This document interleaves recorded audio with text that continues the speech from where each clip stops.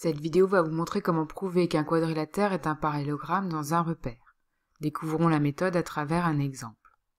Dans un repère, on connaît les coordonnées de 4 points A, B, C et D. Le but est de déterminer si le quadrilatère ABCD est un parallélogramme ou non.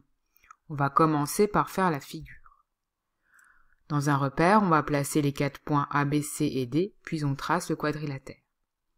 La démonstration va ensuite s'appuyer sur la propriété qui nous dit que ABCD est un parallélogramme si et seulement si les vecteurs AB et DC sont égaux. La figure va nous permettre de vérifier le résultat graphiquement.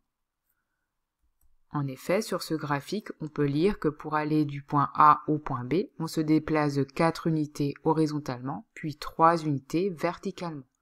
Les coordonnées du vecteur AB sont donc 4, 3.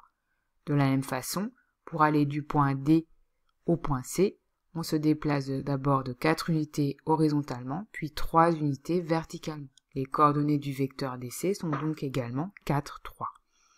Puisque les deux vecteurs AB et DC ont les mêmes coordonnées, on peut donc conjecturer que le quadrilatère ABCD est bien un parallélogramme. On va maintenant le montrer par le calcul. On va donc calculer les coordonnées du vecteur AB en utilisant la formule xb moins xa et yb moins ya. On écrira bien la formule en commençant par l'abscisse et l'ordonnée de l'extrémité du vecteur, ici le point B.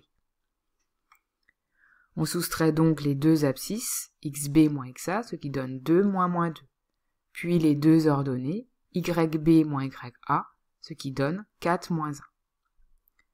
On retrouve bien les résultats lus précédemment sur le calcul, 4, 3. On calcule de la même façon les coordonnées du vecteur DC. En soustrayant les deux abscisses, nous obtenons 3 moins 1, c'est-à-dire 4.